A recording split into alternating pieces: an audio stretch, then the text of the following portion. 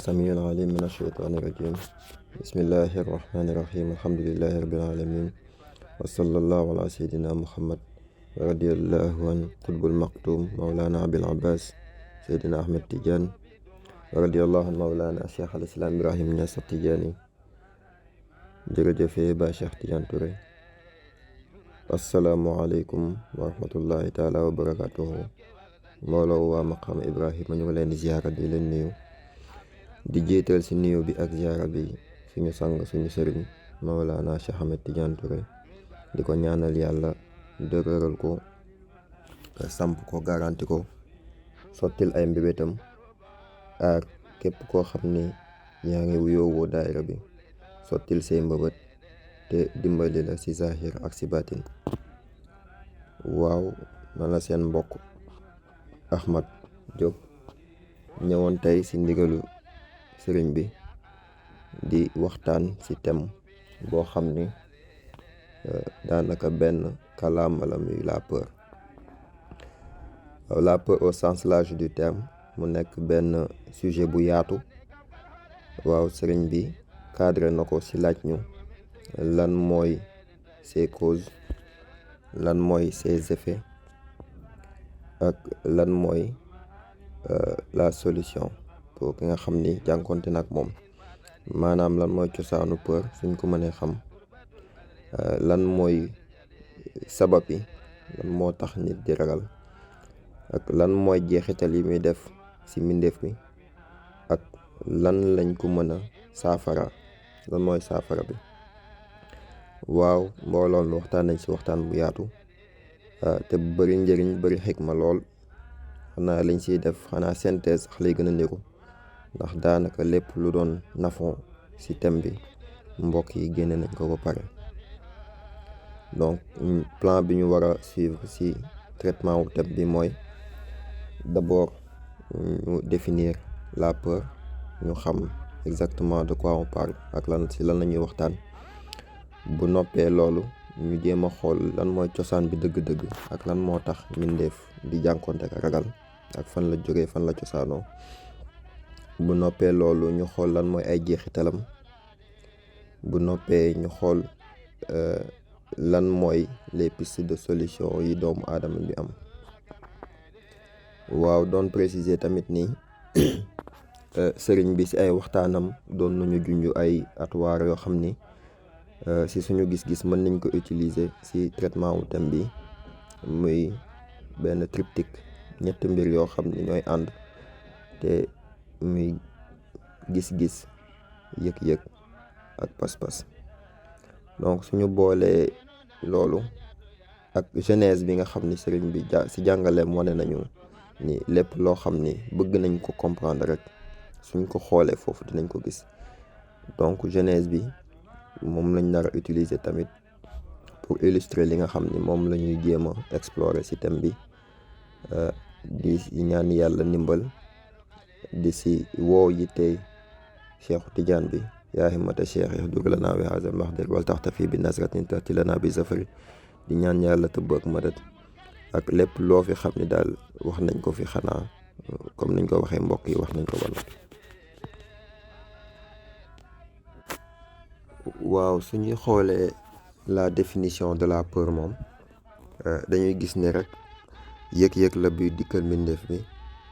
si kanam teewuk loo xam ne dana ko lor, wala ñàkkub loo xam ni dana ko jëriñ, moo xam nag si dans le passé, le présent ou le futur. moo xam ni su fekkee njëriñ bi la, moo xam ndax loo xam ni day wut njëriñ bi amu ko, wala dafa am njëriñ bi ñàkk ko, moo xam lor bi day teew si moom wala day teew pare des si moom. mais ala kulli haal mooy rek yëg-yëg bi nga xam ne mbindeef bi dina ko am si teewuk loo xam ne dana ko lor, lu ko lor di ko dal, wala ñàkkub loo xam ni dana ko jëriñ. léegi suñu duggee si les causes profondes de la peur, dinañ xool ni njëriñ ak lor moom mooy daanaka thème centralu peur, ndax si loolu lay tourné, si dawru boobu lay tourné. donc ñu gis ni su fekkee dañu bëgg xool cosaanu peur si moom, ci boppam sëriñ bi mosoon nañu tegtal benn organe bu nekk ci cerveau doomu aadama ni ñu gëstu ci xool ko waaye buñ ko xoolee muy le striatum dañ gis ni dafa doon li nga xam ni mooy réguler ci doomu aadama les mécanismes de la survie maanaam organe boobu lépp loo xam ni nourriture la maanaam subsistance la lekk ak naan lépp loo xam ni reproduction la maanaam la perpétuation de l'espèce sëy am doom ngir espèce bi mën a reproduire lépp loo xam ni statut social la mooy le statut social le pouvoir yi nga xam ni tamit moyen certain la pour assurer les deux autres la lépp loo xam ni recherche d'information sur son environnement la muy faciliter li nga xam ni mooy wutub ñett yooyu ak lépp loo xam ni dépenser le moins d'effort possible pour satisfaire ses besoins 5 yooyu fonction yooyu striatum bi moo koy réguler te benn organe la boo xam ni c'est vraiment lu primaire ci doomu aadama loo xam ni ci cosaanam la nekk ci moom te moo réguler comportement am donc dañuy gis ni survie kon moom moo yitteel doomu aadama donc doomu aadama bi faaw mu jéem a wut lu mu lekk ak lu mu naan bu ko deful rek xanaa dana faatu fokk mu reproduire ngir espèce humaine bi mën a perpétuer wu te instinct boobu kon day servir ak fokk mu am statut social au niveau de ses semblables pour mën a jouir des moyens de subsistance léegi li xew moom mooy saa yu survie boobu saa yu amee menace bu ko gaar saa yu amee danger boo xam ni dafa menacer nourriture bi reproduction bi ak statut social bi day déclencher ci doomu aadama bi une réaction mais ba léegi loolu xëy na au niveau biologique mën na doy mais ba léegi am na lu des pour mën a expliquer yenn attitude irrationnelles yi yoo xam ni moom moo nekk ci doomu aadama waaw bu ñu bëggee jéggi ces fonctionnalités de mécanisme yooyu noonu jéem a xam attitude doomu aadama bi par rapport au danger yi nga xam ne day menacer ces mécanismes de survie fan la jóge mën nañ dimbali ko benn concept boo xam ni ci bouddhisme lañ dajeek moom te loolu soo ko xoolee dëgg concept boobu sax di nga ko gis ci l'islam mais ci bouddhisme dañ ko gën a expliciter dañ ko gën a jegeel nga xam ni doomu aadama boobu su ko xamee foofu après dina ko mën a xàmmee ci l'islam donc soo gisee bouddhisme dañ la indil benn concept boo xam ni moom mooy la vacuité waaw le vide boobu nag dafa am benn sens particulier buñ ko jox te vacuité boobu li koy indi mooy dañ gis ni les phénomènes yi créature bi di jànkonteel y compris boppam nag moom sax ci la bokk dafa am ñetti melokaan yoo xam ni phénomènes yi dañ ko am melokaan bu njëkk bi mooy la composition maanaam dañuy gis ni kon phénomène boo fi gis maanaam mbindeef boo gis lépp lu yàlla bind dañu jël ay parties yu wuute ay pàcc boole ko mu taxaw nekk un tout ñu tuddee ko nangam maanaam doo mën a wax loolu taxaw fekk parties yi dajaloowuñu te loolu taxaw doo ko jox une réalité propre maanaam partie li ko composé moom nga koy définir masalan soo jëlee garab bi di nga gis racine yi di nga gis tronc bi di nga gis branche bi di nga gis feuille yi di nga gis fruit bi et cetera mais garab bi en tant que tel kon yooyu élément yooyu ñoo ko composé mu taxaw doon garab mais garab en tant que tel soo waxoon tey ani garab ensemble boobu ngay mën a désigner mais benn ci partie boobu nekkul garab en tant que tel beneen melokaan bi mooy l'interdépendance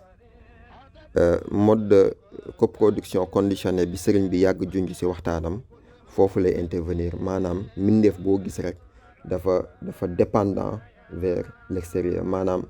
bu ci nekk jëflanteeg ay moroomu mbindeefam mooy assurer son mécanisme de survie soo ko jëloon misaal ci doomu aadama tey jaww ji ngay oxygène bi ngay noyyi ndox bi ngay naan lekk bi ngay lekk yooyu yëpp ay jëriñ la yoo xam ni da nga koy jëriñanteeg alam bi pour mën a subsister. Loolu su dañee rek mbindeef bi day fàddu. Donc loolu mooy l'interdépendance. bi si des mooy la transformation. ñoom dañuy gis ni rek dara stable phénomène yooyu nga xam ni ils sont déjà interdépendants et composés. seen beneen caractéristique mooy dañu nekk tout le temps si processus transformation. loolu Baye Niass junj na ko si waxtaanam bi muy wax ni mbooloo bi jóge seen kër ñëw fii ak mbooloo bi fi jógee di dem du wut benn, nee na xàqu tajale yi moo tax. donc loolu alquran aussi mi ngi la koy wax mu ne wataral jibaal tax si waxaa jaamidatan. yaa ngi gis montagnes yi foog ni dañoo taxaw fekk ñu ngi dox bu gën a gaaw niir yi. donc tous les processus dañ nekk si benn transformation quasi permanente. léegi ñetti yooyu soo ko boolee dangay gis ni kon yii mbindeef boo si gis rek amul substantialité propre, amul essence propre. maanaam mbindeef bi si boppam dafa am lu ko constitué, moom dafa dépendant ba pare nekkul di lu taxaw benn place, nekkul lu taxaw, dafa nekk di transformé. donc loolu soo ko gasee da ngay gis ñàkk substantialité boobu, ñàkk existence propre et autosuffisante boobu moom la ñu tuddee la vacuité. léegi loolu lan mooy son lien avec la peur? c'est que suñ ko boolee ak les mécanismes de survie yu nekk si striatum bi, loolu day créer la conscience si mbindeef bi que moom day jeex, il est voué à disparaître, ak lépp lu mu bëgg c'est voué à disparaître. donc loolu day créer benn sentiment de souffrance. loolu la sëriñ di woowee l'incomplétude. bouddhiste yi di ko woowee dukkha mooy sentiment boobu nga xam ni mbindeef bii nga xam ne dafa nekk benn juz'u, une partie d'un tout, moom dafa sentir ni il est voué à la disparition. dafa sentir ni ñàkk mooy sa nature profonde, ak lépp lu mu gis muy autour de lui ñàkk, vacuité mooy seen nature profonde. te loolu dafa nekk en conflit direct avec lii nekk si moom nga xam ni moom lañ junj sànq, mooy les mécanismes de survie. donc mécanisme de survie yooyu dafa nekk en conflit direct avec le concept de la vacuité. donc loolu day créer benn tension si doomu aadama bi, day créer ak ragal. donc day créer tout le temps un sentiment dafa war a combler benn vide boo xam ni vide boobu soo ko doon misaal fi muy ñëwee, fi muy taxawee mooy si subsistance am, si reproduction am ak si statut social am. donc loolu la ñuy gis mooy les causes profondes de la peur. donc d'un côté doomu aadama bi war na assurer sa survie dans un environnement hostile, war na wut fàggu lu mu lekk ak lu mu naan, fàggu un toit, fàggu de quoi se vêtir, protéger wu, et cetera. wut foo xam ne day sëy ak moom pour mën a perpétuer l'espèce, transmettre ses gènes, et cetera. pour mën a nga xam ni moom su fàddoo sax ay gènes am en quelque sorte dina mën a survivre à lui. ak wut benn statut social, mooy ab sac, le sëriñ bi tuddee sac boobu nga xam ne moom moo nekk si doomu aadama. te suñu continuer exposé bi dinañ gis yan jeexital la sac boobu mën a def, te ni mu ëppee sax doole yeneen ñaari éléments yi nga xam ne moom lañ doon waxtaanee. waaw suñu taxawee foofu kon dañuy gis ni la peur dafa impliquer ñetti mbir. peur bi sëriñ bi di wax mooy gis-gis bi nga xam ne mbindeef fi am na ko, muy ni lépp day raaf, day ràpp, day jeex, kullu shay'in haalikun. gis na loolu, seede na ko, conscient na si instinctivement, à un niveau très instinctif sax xam na ni lépp li ko wër, y compris lui-même, dafay jeex. loolu kon benn idée la, benn pensée la, muy gis-gisam la. yëg-yëg bi muy créer si moom mooy conflit bi loolu di am avec les mécanismes de survie yi ñu ko mooñaale. ndax loolu conflit direct la, ndax d'un côté il constate la disparition avérée de tous les phénomènes, maanaam c'est inéluctable et inévitable, mais d'un autre il est conditionné à rechercher sa survie. donc dañuy gis ni kon ñaar yooyu muy disparition bi ak survie bi nañ ko jox njëriñ bi ba njëriñ jeex ci survie lay tourner. lor ba lora nga jeex ci disparition lay tourner, que ce soit nga jël ko ci nourriture, ci reproduction wala statut social. tout temps su fekkee njëriñ bu doomu aadama di bi wut rek moom survie boobu la ci wut. d'une manière ou d'une autre léegi su fekkee loranga bi muy daw mooy la disparition d'une manière ou d'une autre léegi loolu nee nañ day créer benn yëg-yëg dafa créer benn émotion léegi ñaari yooyu su booloo si moom mu gis phénomène yi ni ñu mel ak ni leen yàlla bindee ak ni ñuy raafe ak ni ñuy ràppee mu gis ni moom il a des instincts de conservation moom la lutte laqad xalaqnal insaana fi kabadin bind nañ doomu aadama si coono boobu mooy la vie de lutte boobu nga xam ne daf si war a nekk pour sa survie day créer benn sentiment de peur léegi peur boobu dafay jur pas-pas bi mën na nekk identification bi mën na nekk aussi acte bi en sachant que ñaar yooyu dañuy tëbbante mën nga su neex nga yéegi identification bi mu conditionné pas-pas bi mais li am ba des mooy identification bi mooy pas-pasam mooy identification am donc loolu la sëriñ bi wax ni doomu aadama buy dox wala sax mbindeef buy dox day xëccu di jëm si li nga xam ni da koy jëriñ wala foofu la yaakaar njëriñ ak day daw li nga xam ni da koy lor donc moom si ñaari mouvement yooyu lay osciller perpétuellement au fur et à mesure de son quotidien maanaam lépp acte bu doomu aadama posé rek mën nga ko analyser si spectre boobu léegi lii tënk nag doomu aadama bi mooy une connaissance limitée maanaam doomu aadama bi namm bi mu nammaa jëriñu ak namm bi mu namm daw lor dafa am lu ko tënk kàttan bi yameewu fa xam-xam bi yameewu fa donc li ñu bëgg wax foofu mooy doomu aadama bi nga xamante ni mi ngi daw njëriñ mi ngi wut njëriñ ak di daw lor xam-xamam ak kàttanam mënu ko assurer sa survie mënu ko assurer sa non disparition donc loolu day créer cette souffrance bi nga xam ni moom mooy la condition humaine le sentiment de l'incomplétude et de la finitude et de la fatalité loolu ñu jàng ay yenn philosophie par exemple mën nañ ko génne mooy ñuy def le spleen l'angoisse existentielle l'absurdité de l'existence yooyu yëpp te dugg ci loolu léegi nag inni a'lamu ma la ta'lamun yàlla malaayka yi la ko wax mais ça s'applique à toutes les créatures yàlla moo xam boo xam ne dafa mutlaq mais ñun xam boo xam ne dañ ko tënk la dañ ko limité la suñu kàttan aussi dañ ko limité léegi loolu nag dafay créer benn problème pour mbindeef bi te dafay conditionner son comportement léegi pour mën a génne loolu bu baax dañuy xool histoire Genèse bi ak li fa xew yëpp léegi suñu bëggee xool histoire Genèse bi nga xam ne sëriñ bi nee na moom lépp loo xam ne bëgg nañ ko comprendre dëgg-dëgg à la base foog ñu dem xool foofu yàlla nee na malaaka yi dafay sàkk ab xalifa ci kaw suuf malaaka yi laaj nañ ko ab laaj mu ne leen inni a'lamu ma la ta'lamun xam naa lu ngeen xamul mu noppi loolu mu bind aadama wal si moom ruuxu ba pare xamal ko tur yi wax malaayka yi nga xam ni ñoom ñoo doonoon public bi ne ko nañ sujjoot ab mbindeef bu bañ boo xam ni dañ koy woo iblis li gën a comment ci histoire am mooy ni dafa jaamu yàlla jinne la de nature mais dafa jaamu yàlla ba àgg ci un statut élevé nekk ba compter parmi les assemblées des anges alors que sax bokkul ak nature ñoom donc dafa nekk mbindeef boo xam ne il a acquis un statut de privilège un statut social léegi privilège boobu mu acquérir yàlla def ngëneel ci keneen ku dul moom réaction mooy bañ a sujjóot action bi nit ñi gis mooy dañ ko ne sujjóotal mu bañ raison bu mu joxe mooy ana xayrun minhu man maa ko gën donc un sentiment de supériorité la feeñal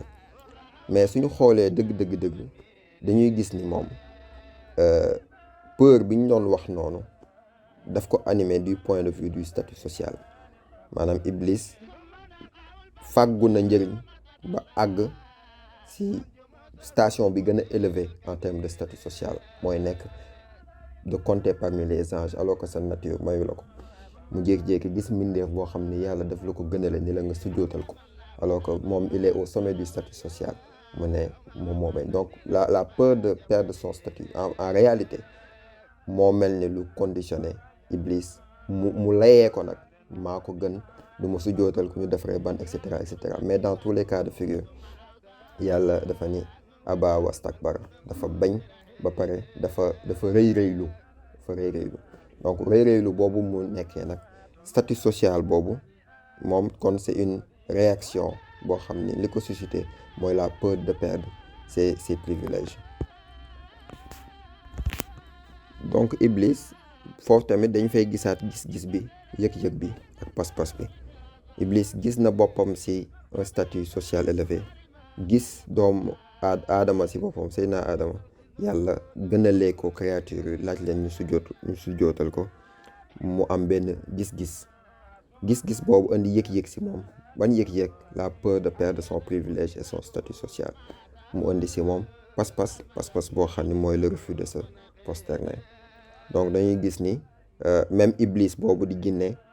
mekk cryptique bi da ko conditionné moom ci dawru boobu la doon daw ba mu jural ko la désobéissance. waaw suñ ñëwee ci aadama moom yàlla dafa ne ko uskunu anta wa zawjakal janna wa kulaa minhaa ragadan haysu shi'tumaa wa laa taqrabaa haadihi shajara. Donc moom dañ ne ko mu def aljana bii di dëkkuwaayam, mu profiter ci librement ak nu mu ko neexee, waaye bu mu laal garab gi. mu nekk nag foo xam ni dañu ko fa garanti ay mbir. inna laka alaa tajuu'a fiihaa wala ta'raa wa inna laa tazma'u fiihaa wala tadhaa. donc moom garantil nañ ko ni du xiif, du rafle, du mar, naaj du ko tàng. donc protection bi, sécurité bi, survie bi, subsistance bi yàlla daf ko garantil ci biir aljana boobu mu nekkoon. Une condition mooy mu bañ laal garab bi. Et là survient le sens de la limite. Mais a priori su fekkee dañu yem rek ci les mécanismes de survie, kon xam nga suñu yemoon foofu duñu mën a comprendre lan moo tax Seydina Adama war a mën dem laal garab bi alors que ses désirs étaient comblés. Mais li foofu la concept vacuité di intéressant we te concept vacuité boobu Iblis bi nga xam ni fadallahuma bi hurur daf leen tegtal ci ab wor, maanaam daf leen réeral ci déception, ci loo xam ni c'est illusoire, ci loo xam ni amut. moom daf leen tegal benn tableau boo xam ni daf leen gisloo la vacuité possible des phénomènes, maanaam gisloowu leen sax vacuité, daf leen amené wu à penser à la vacuité. te ni mu leen amené à penser à la vacuité c'est assez subtil. maa nahaakumaa rabbukumaa an haadihi shajara illaa an takuunaa malakayni aw takuunaa mina xaalidin. donc kooku dafa ni ko hal adulluka ala shajaratil xuldi wa mulkin laa yublaa. donc moom soo xoolee li mu incité Adama mooy ni yàlla terewu leen garab bi daal lu dul ngeen doon ay malaaka wala ñoo xam ni ay da ngeen di sax ay immortel ngeen di doon. wala mu ne ndax duma la tegtal boo nga garabu éternité, shajaratul xuldi, garabu sax gi ak nguur boo xam ni du ràpp. donc li tax mu subtil mooy su ko waxee shajaratul xuldi ak nguur bu dul ràpp, déduction logique bi mooy Adama li mu nekk li fi mu nekk du xuldu, maanaam fi mu nekk du éternité, te nguur bi mu am nekkul loo xam ni dafay sax. donc loolu benn jax-jaxal lay nekk ci biir xel bi. donc dafay laale ak gis-gisu Adama. donc Adama yàlla tegtal na ko boo wax ko defal lii ak lii ak lii, bul laal garab bi te seytaane bi sa noonu la. mais il a suffi que Iblis xalaat loo ko à la vacuité des phénomènes pour inciter ko à laal garab bi. garab bi en tant que tel nañ ko jël rek samp ko comme un interdit et le sens de la limite de la créature. donc laal garab bi nañ ko déggee rek l'appropriation de cette limite. l'appropriation am na ñu ko mën nañ ko traduire garab bi le moi, aljana bi le soi la, mais pour préserver, maanaam pour bàyyi l'étendue dégg-dégg yi mu yaatu, mën nañ jàpp ne rek limite la boo xam ne dañ ko tegal doomu aadama bi. limite boobu Iblis gëmloo Adama ni ko limite bi soo ko accaparé woo da nga si am ñaari mbir, da nga si am éternité, da nga si am nguur bu dul ràpp. Iblis Adama déggee si ni kon li ma nekk nii éternité amu ca, nguur bu dul ràpp amu ca. Loolu poussé ko mu dem transgresser loolu. Donc si histoire Adama bi itam da ngay gis ni moom gis-gis, yëg-yëg, pas-pas. Iblis gis-gisu Adama la soppi. Gis-gis boobu créé benn peur, benn yëg-yëg. Peur boobu lan la? Peuru la disparition. Parce que disparition la ko tegal mooy le contraire de la disparition mooy l'éternité, ak le contraire de nourriture ak reproduction bi nga xam ni moom mooy ak statut social, moom mooy nguur bu dul ràpp. Donc moom si boppam, yow si wujudam bi dafa posé wu ay question si saxu wujudam bi, posé wu ay question aussi si saxub garantie bi ko yàlla garantie. Donc loolu mooy indi sikki sàkka, moo indi jax-jaxal, mooy indi doute si gis-gisam, mu créer benn sentiment de peur pour préserver li mu am ak pour mën fee sax. Loolu indil benn pas-pas bi mooy dem laal garab bi. Mais suñu xoolee bu baax pour mën a comprendre vraiment ce qui s'est passé, dañuy gis ni su fekkee Adama il était dans un monde transcendant, mais junj la ni dafa jaar si Iblis, dafa jaar si Hawa. Donc da ngay gis ni si le côté immanent de l'homme la jaar, maanaam son côté bi nga xam ni c'est soumis au concept de la vacuité. Parce que dans la théologie islamique xam nañ ni nit du jëmm kese, maanaam nit am na si loo xam ni si moom dafa immortel, ruuxoom la. Am si loo xam ni si moom day raaf, c'est soumis aux contraintes des lois universelles, mooy jëmmam ji. te jëmmam ji sa condition c'est la vacuité. Donc suñ doon xool bu baax Iblis ce qu'il a fait, lieu d'identification wu Adama le transfert si waxin vers le corps. Maanaam Adama mi ngi enjoy li ko yàlla garanti sans se poser de questions sur la perpétuité, sur la continuité de ce qu'il est en train d'expérimenter et de vivre. Mais il a suffi qu'on parle d'éternité et de royaume impérissable pour mu mën a transférer son lieu d'identification vers li nga xam ni moom c'est soumis à la vacuité, c'est soumis à l'impermanence. Donc Iblis da ko tegal permanence ba pare pousser ko à s'identifier à l'impermanence. Donc permanence ak impermanence moom jàppal permanence bi di ruux bi rek, impermanence bi di gizmu. Kon su nee la si Hawa la jaar, mooy du côté immanent de l'être humain, muy son corps, muy la partie féminine si waxin bi fi Iblis en prise, foofu la jaar gisloo ko la vacuité des phénomènes, susciter en moom un désir, une peur de la disparition et une peur de ne pas avoir à assurer ses besoins et ses mécanismes de survie. Mu pousse ko mu laal garab bi. dafay mel ni sëriñ bi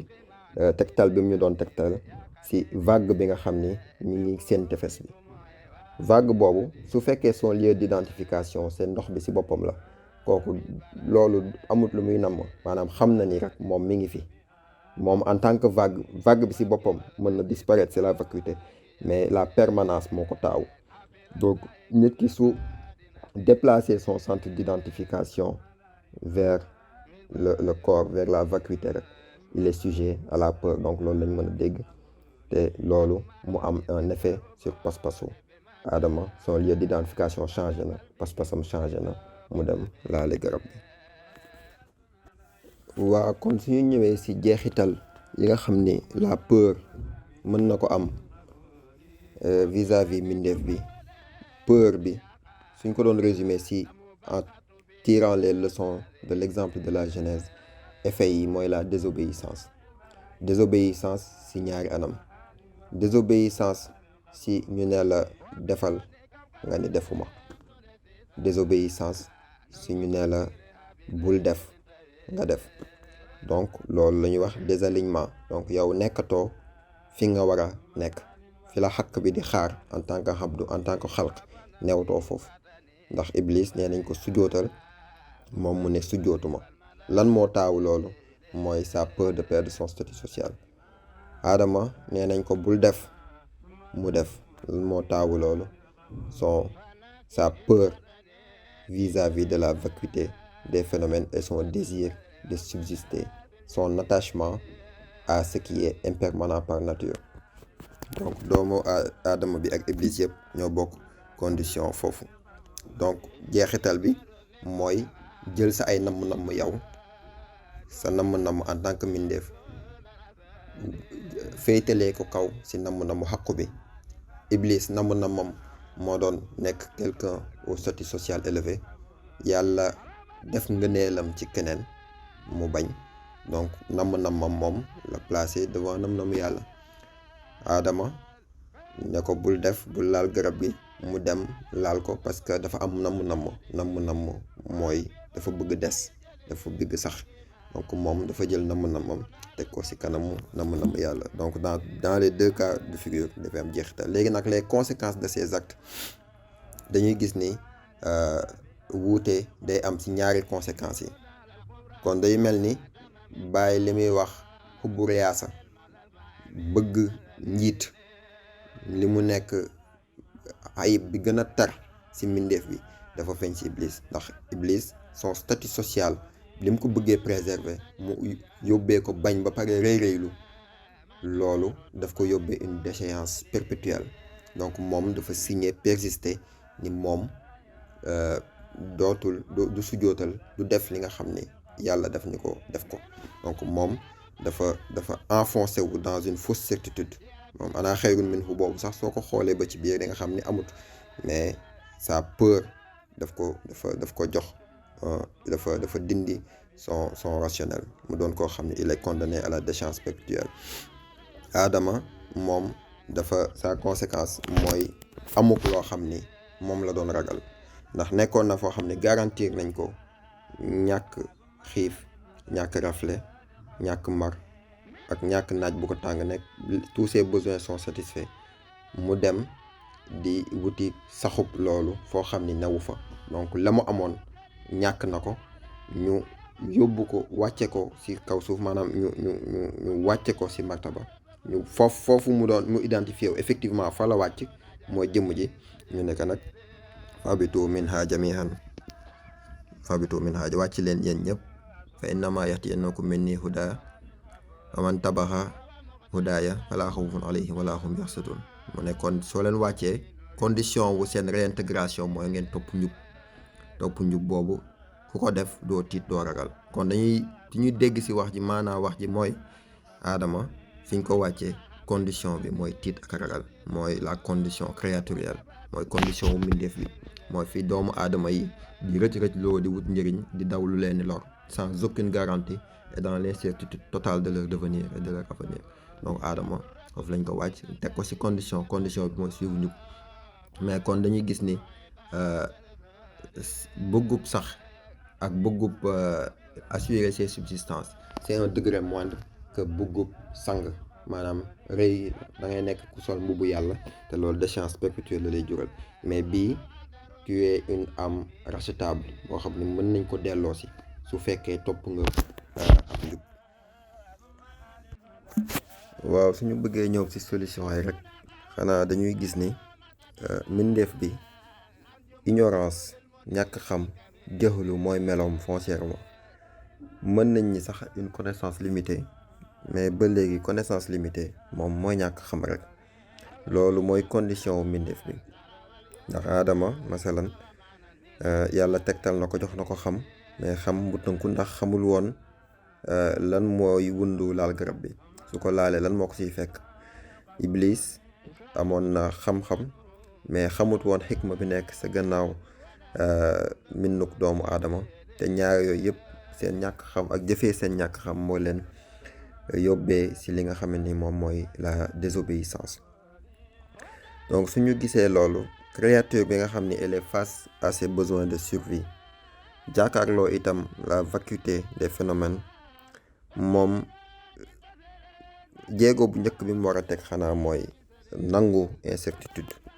du lendemain bi nga xam ni moom mooy nature am.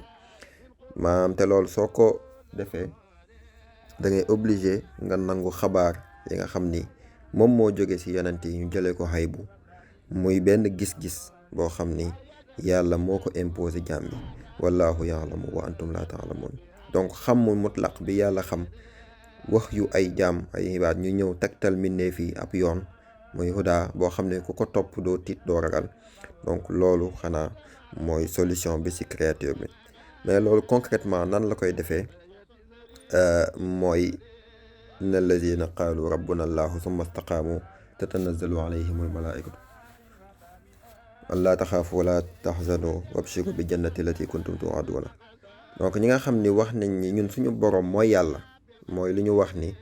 nangu na ni son état d'absolue ignorance et d'incertitude et d'incomplétude et de finitude mais xam na ni moom dafa jokk ci yàlla ñooñu ñi ko def ba pare def istiqaama maanaam topp yoonu hudaa bi nekk koo xam ne da nga subsister gannaaw ba nga sampee xaq bi ci jeex nga subsister ci des nekk ci istiqaama ñooñu la malaayka di wàcc ci ñoom ñi leen bu leen tiit bu leen ragal kon ñu déggee ci ni ala inna awliya allahi la xawfun alayhim wala hum yaxzanoon dëgg-dëgg waliyu yàlla yi mooy ñi nga xam duñ tiit duñu ragal mooy ñi nga xam ne dañu wax rabbuna allahu ba pare def istiqaama léegi kii di wilaaya xanaa di imaan di ngëm ndax awliya yi mooy ñi nga xam ni ñoom ñoo dëggal li nga xam ni bàyyeekoo na ci yenente bi ba pare tegu ci yoonu huda tegu ci yoonu njub awliyaawu yooyu ñoom ñooy représenté ñoom ñooy daw ci dawrul imaan ci dawru ngëm te dawrul imaan boobu bàyyi ni ci jàngaleem dafa ni am na ñetti wàccuwaay yoo xam ni bu ci nekk ak xàkkam wàccuwaay bu njëkk bi di sidqu wàccuwaay bi ci topp di lixlaas wàccuwaay bi ci topp di tumaanina sidqu bàyyi définir ko jubal sa wajhu bi maanaam sa créature bi jubal wajhum kanamam ci jëmmi yàlla ji daf yàlla muy sa xibla mooy li ñuy wax jël xaq bi samp ko mu nekk réalité ñi nga xam ni ñoom ñoo wax inna lazina qaalu rabbuna allahu ñi nga xam ni nangu nañ ni yàlla mooy seen borom te rububiyya xam nañu tamit dafa am lien ak daayratul iman donc premier step bi mooy ñi nga xam ni dëggal nañ seen rububiyyatu yàlla ak seen état de njaam ñoom dañu loolu kon ngëm nañ c'est la première étape de la foi su ma istiqaamoo ñoom ñu tegu ci njub istiqaama soo demoon ci pays yonent da ngay fekk mu nekk baqa ba'dal fanaa mu nekk des gannaaw ba nga jeexee mais soo ñëwee ci daayat iman da lay wax nan ngay defee loolu mooy li Baay Ñas wax mooy doo gis jëf yi mu jógee ko ci yow wala bàyyee ko ci yow wala ñeel la donc yow dangay gis ni rek faahil bi aji jëf ji moom mooy yàlla mais yow ab écritoire rek nga boo xam ni danga koy jëfee donc lixlaas sell mooy nga génne sa bopp ci jëf yi gis ni yàlla moo nekk di jëf boobaa nga am tawxiidul afxaal nga bëgg nga daal di mucc ci bokkaale yàlla ci ay jëfam bu boobaa da ngay am benn outil boo xam ni moo lay aider nga réguler sa ay émotion nga réguler sa ay yëg-yëg nga mën a réguler sa peur donc fee bi nga waxee rabbuna allahu soppi nga sa gis-gis waaye bi nga ñëwee fii def tawxiidul afxaal daal di nga commencer di réguler sa tiitaange ak sa njàkkare ñaar yooyu nag soo ko boolee kon si ngay am tumaanina dal boobu bàyyi ni moom mooy ñàkk namm amuk loo xam ni yàlla nekkalu ko wala nga namm dañuk loo xam ni yàlla amal na ko su fekkee yow danga namm njëriñ yàlla amalu ko doo namm mu am ndax da ngay xam ni yàlla xam na yow xamoo su fekkee da ngay daw lor yàlla amal ko doo namm mu dañ ndax da ngay xam ni allahu yaxlamu wa antum laa taxlamuun donc loolu da ngay mën a neutraliser tendance primaire ak instinctive bi nekk ci doomu aadama muy daw di wut njëriñ ak di daw lor ndax loolu ngay daw ak loolu ngay wuti sa njort nga ko lal da nga jàpp na rek lii may wuti njort naa ci njëriñ mais xamoo ko xamoo ko, tu n'en as aucune idée. xëy na li ngay daw di ko wut moom moo lay lor, xëy na li ngay daw moom moo lay jëriñ. donc yàlla nee na li ngeen xëy na li ngeen bëgg ab mbir fekk moo yées ci yéen, wala ngeen daw ak mbir ab mbir fekk loolu moom moo gën ci yéen. donc jàmm bi su eggee foofu day am dal, donc pas-pasam day soppeeku, ndax pas-pasam day nekk bàyyi ay namm-nammam ngir am namm-namm yàlla. te fekk jàmm bi eggut foofu ci tumaanina ci dal, kooku réaliser gul la wilaya. donc tumaanina mooy station bi nga xam ni réaliser nga wilaya, c'est si ngay mën a réaliser maqaama jàmm. waaw mooy fi la yàlla yaa ayyatuha nafsul mutma'inna irji'i ila rabbiki raadiyatan mardiyya. donc da ngay nekk koo xam ni yàlla nee na la kaay nag nga dugg si bokk compter si sama jaam yi, nga nekk sama àjjana. donc ki nga xam ni mécanisme de survie yi ak concept vacuité bi tënk ko ba nga xam ni dootu ko fëq ba mu fàtte xaqu bi, kooku mooy mën a nekk ci tumaanina. te loolu nag c'est un effort constant et conscient boo xam ni jàmm ji daf ci war a nekk saa su ne. waaw kon ñu gis ni rek dëgg la, ala inna awliya allahi la xawfun alayhim wala hum yaxsanun. dëgg la ni dëgg wala yu yàlla yi duñu tiit duñu ragal, ndax ñooñu mooy ñi nga xam ni inna lazina amanu wa amilu salihat, dañu gëm ba noppi di jëf ay jëf yu sell. jëf ju sell boobu mooy jëf boo xam ni génnee nga ci sa bopp, bàyyi nga gis nga ni daal jàmm bi dañ koy jëfee. bu boobaa nga egg ci ñi yàlla wax inna lazina qaalu rabbuna allah summa staqaamu tatanazzalu alayhimul malaikatu alla taxaafu wala taxzanu wabshiru bil jannati lati kuntum tu'aduna. donc ñi nga xam ni wax nañ ni rabbuna allahu, waaw mooy ñi nga xam ni gis nañ ni gis-gisu xaq bi moom mooy féete kaw gis-gisu xalku bi, ñu bàyyi seen gis-gisu bopp dem jël gis-gisu yàlla. su mastaqaamoo te njub dëgg-dëgg yaa bàyyi nee na moom mooy baka baxdal fana. te baka baxdal fana mooy rek nga gis ni benn faaxil moo fi ne di jëf, te jàmm bi benn écritoire la rek boo xam ni yàlla da siy feeñal ay mbiram. tatanazzalu alayhim malaikatu wala taxaafu wala taxzanu nekk jeexitalu ñaar yooyu. malaayika yi wala réalité divine yi daal di wàcc si ñooñee ñi leen bu leen tiit bu leen ragal, wabshiru bil jannati lati kuntum tu'aduna. aljana boobu nga xam ne nag moom lañ ñu diggoon, xëy na mooy aljana bi nga xam ni moo naan la fii doo fi xiif, doo fi rafle, doo fi mar, naaj du la fi tàng. donc créature bi naturellement yàlla bi nga xam ne moom mooy arhamar rahimin boobu, moom mi ngi subvenir à tous ses besoins. et fekk mi ngi identifié wu fa mu war a identifié wu, fépp mi ngi bàyyi identification corporelle bi di dem ci identification à sa réalité ultime et réelle. kooku day nekk koo xam ni yàlla garantil na ko ni du xiif, du rafle, du mar, naaj du ko tàng. donc kooku moom mooy nekk ki nga xam ni dafay nekk ci dañ ko wax bégal. donc bég boobu mooy sentiment de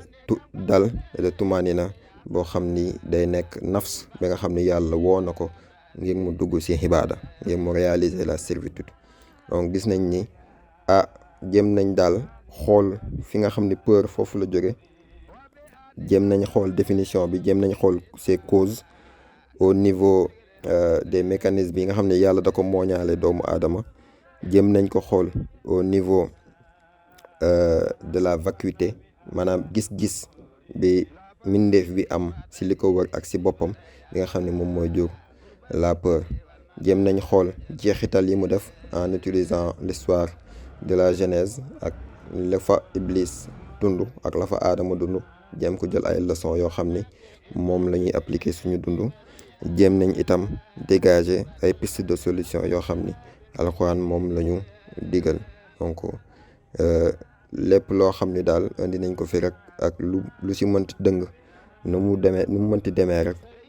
ci Jàmbu Xew bii di wax ak yéen la. mais lépp loo xam ni daal jub na ci wala am na ci njëriñ, donte benn atumu njëriñ la sax, ñu koy delloo yàlla ñu ko sante. wa axiru da'waana alhamdulillahi rabbil alamin. asalaamaaleykum wa rahmatullah. asalaamaaleykum wa rahmatullahi wa barakaatu. ñu ngi leen di ziar di leen bëggee dox mbokk di wax ne vraiment li fi wàcc ci xam-xam moom wax dëgg yàlla dafay joxe sawqu ak xaal boo xam ne da ngay bëgg participer di jaajëfal Baye Ahmad vraiment ci orientation bi ci vraiment média ki modération bi nga xam ne dafa ànd ak pédagogie. La peur dans toutes ses formes nag wax dëgg yàlla dara dañ ne le mal boo ko bëgg a éradiquer da ngay dem ci cosaan li ci racine bi. kon bu ñu demee ci jeunesse bi dañ gis ne aadama dafa nekk mbindeef moo xam ne yàlla daf ko bind dëxëñ ko ak ay besoin ay désir ak xam yàlla jox ko un statut social boo xam ne dafa jël wax malaaka yi yëpp nañ ko sujootal donc jox na ko sakk ci mbindeef yi le besoin d'estime, le statut social loolu bil xen mi ci xam-xam waaye mu jox ko aussi satisfaire ko si un besoin maanaam daf ko dëxëñaale besoin d'intimité sexuelle de reproduction ainsi de suite ak li ci aju xawaa ñëw mu jox ko aussi un besoin de sécurité satisfaire ko si besoin de sécurité boobu nga xam ne nit ki soxlaw na maanaam dundu sécurité alimentaire sécurité dëkkuwaay ainsi de suite waaye mu tegal ko ci nag jox ko benn besoin boo xam ne mooy d'être informé besoin d'information te da ngay gis ne nee na ko ne attention lekkal ak naan ak ainsi de suite mais attention ci garab yi donc waaw donc information yooyu jox na ko lii la Baye Cheikh di wax ne moom la yàlla dëxëñ ci aadama moo ñaale ko aadama te it mu daf ko ci ndigal moom aadama waaw ci ndigalu yàlla kon boobu dafa nekk en phase ak borom bi léegi nag loolu nag wax dëgg yàlla comme li Baye Gas wax xaal la de waaw moo tax Iblis mi nga xam ne si beneen plan lu taxawee bi mu ñëwee xam na ne fu mu mën a jaar mooy corrompre désir yi te boo xoolee aadama wax naa leen ne aadama bi ko ci yàlla jox besoin de statut social bil xel mi la ci xam-xam la ko joxee donc te kon aadama làmboo ne ni connaissance pensée boobu kon foofu mën na faa laj fu mu jaar mooy xawaa mi nga xam ne dafa làmboo désir yi donc moom fii la dafay corruption corrompre désir xawaa moom it fi la ajee verticalité bi waaw léegi nag bi loolu amee da nga gis ne kon ñii kat garab ak sax gi gis nañ seen wujjoot yi donc nekk nañ en déphasage ak borom bi comme nekk nañ en déphasage ak borom bi bàyyi leen ak seeni bopp loolu moo indi maanaam peur bi ak tiitaange bi parce que wax dëgg fa yàlla loolu besoin yooyu ñu am kenn rek moo ko mën a combler mu yàlla waaw donc suñ ko bëggee te nekkuñ en face ak yàlla dañuy nekk ci illusion yi donc illusion yooyu ñoo indi angoisse yi ainsi de suite léegi nag yàlla ne ko bi Adama dafa raati toogaayam parce que connaissance ñu ne ko wàccal bu njub jógee ci man ñëw ci yow bul tiit bul ragal du ngeen tiit du ngeen ragal kon li am ba am mooy njub googu bu ñëwee naka lay permettre doomu aadama mu nekkaat connecté waat ci yàlla nga xam ne dina mën a am satisfaction de ses besoins là mooy ci tarbiyatu nafs rek la mën a nekk parce que boo xoolee yonent bi yonent yi fi ñëw yëpp dañu woote wéetal yàlla waaye it yonent yi aussi am na après ñoo xam ne ñoo leen topp te bëriwuñ ñooy comprendre ñooy féeteeg ñoom ci tarbiyatu nafs boobu yonent bi am na ñu ko toppoon mooy ahlu suufa ñooy comprendre parce que après boo xoolee umo bi fi ñu toll nii nit ñaa ngi nekk di xeex léegi nag tarbiyatu nafs boobu noonu moom daanaka ñu koy comprendre du bëri yonent yi ñu fi ñëw ñu ci bëri dans la masse dans la grande majorité ñu bëri duñ comprendre dinañ nekk ci masse bi mais ñenn ñi ñooy ànd ak ñoom pour travailler seen nafs pour ñu débrasser aussi conditionnement yooyu waaw yonentu yàlla Muhammad bi fi nekk rek ñu ngi waa ahlu suufa rek ñoom rek ñoo si comprendre daanaka ànd ak moom pour faire évoluer leur nafs waaw li la preuve mooy yonent bi dafa jógee rek commencé xataraayu waaw saxaaba yi nga xam ne ñoo gënoon yéegee yonent bi sax muy 4 saxaaba yi lu nekk wax nañ leen ko